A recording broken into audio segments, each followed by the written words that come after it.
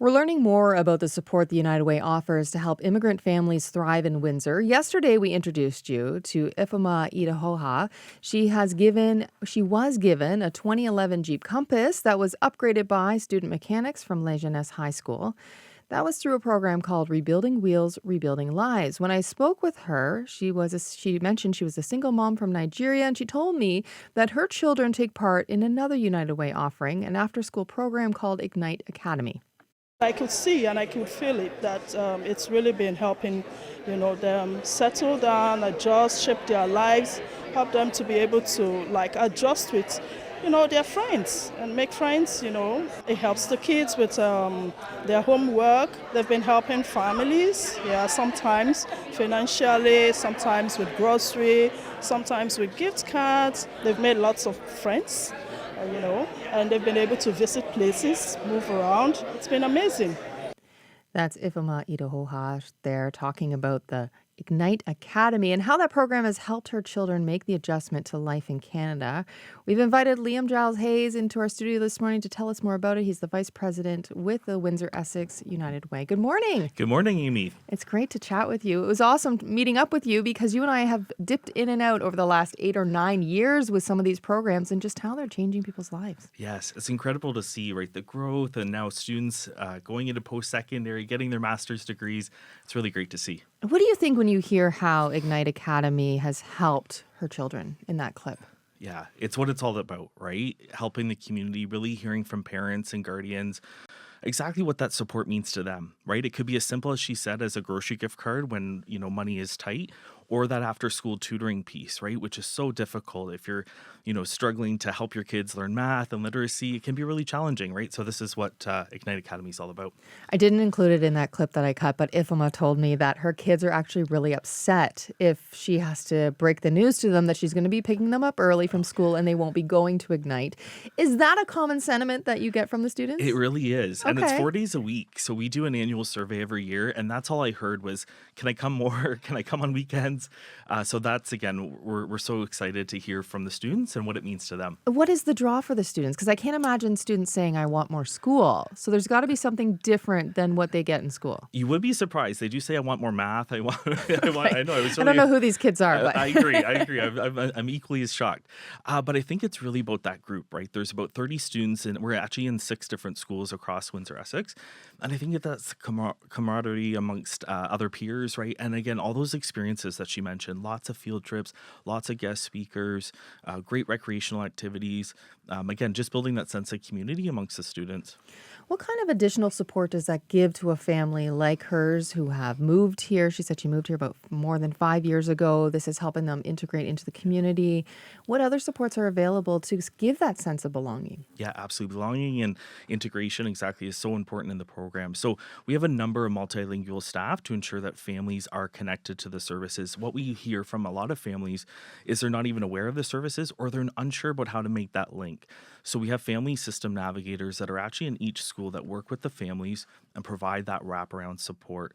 So again, whether it be connecting them with employment services or housing or even mental health services, it really is, again, that holistic wraparound support that we're not just supporting the child in the program.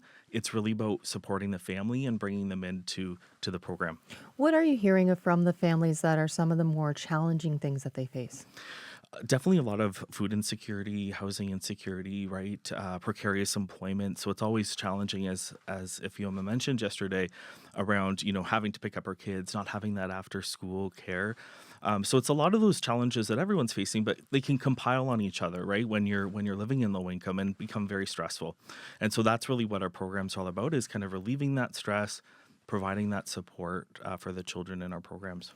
Ignited started about 2 years ago. How do you feel it's going? Has it been meeting the needs that other programs weren't able to prior to its existence? What's really interesting is how the program was created. So what we did was we engaged with over 100 residents in our priority neighborhoods. And what we said to them is, blue sky, kind of, what would you like to see in a program? What does your family need? And it was so interesting to hear a lot of the similar challenges or a lot of the similar barriers pop up. And we were able to, again, work with 40 different organizations and create this very kind of best-in-class program. So from the get-go, it was really different in terms of, instead of organizations saying, oh, I think this program's going to work for a community, it's community up and grassroots led, right? So I think that's been a big difference. But we've seen great results so far in terms of the number of students who stay in the program every single year, like year over year, and then the academic success, right? The program is really rooted in improving math and literacy core skills. So we've seen those improvements so far. In 2020, United Way shifted its focus to downtown West Windsor and Leamington. Have you seen results with that priority shift? Yeah, absolutely. So we released a report actually just a couple weeks ago called the Neighborhood Opportunity Index through Prosper Us. And what we saw, obviously, overall in our neighborhoods, that there are less challenges or barriers. That being said, there's still wide disparity between different neighborhoods in our community. So that's why we're hyper focused on those three neighborhoods. What are some of the other ways United Way sort of comes alongside immigrant families and offers help? Yeah, exactly what you talked about. So with Prosper Us and our Cradle to Career strategy, with Ignite, students start in grade 2, but the goal is actually to provide that wraparound support all the way until they go into high school, post-secondary, and find a career. So it's really, again, that is creating a sense of belonging and inclusion and providing that continuum of care so that as they're newcomers to the country, they too can have similar opportunities. What more needs to be done if you could get, unlimited funding for this type of work? What would you like to see? Where are the gaps? Yeah, absolutely. So one is with Ignite. So we already have a long wait list at one school. We could actually double the number of students that we have that currently in the program. But the other piece is exactly is that continuation of care, right? Like how can we even support earlier? Because what we learned from our On Track to Success program, which is a high school success initiative, is that obviously with earlier intervention, you can have more success and again, ensure that students are achieving at the same literacy and math levels as a student in a more prosperous neighborhood. On Track program is one that I'm a bit more familiar with. That's how you and I first Yes. connected like 9 years ago. I'm wondering how this program is different than On Track, or do some of these people from Ignite go into On Track when they get to high school? Yes, absolutely. So they do go into again the continuum of care, and sometimes we meet or work with the same families that we have. They might have students in high school that are in our On Track program, and then some that are in Ignite as well.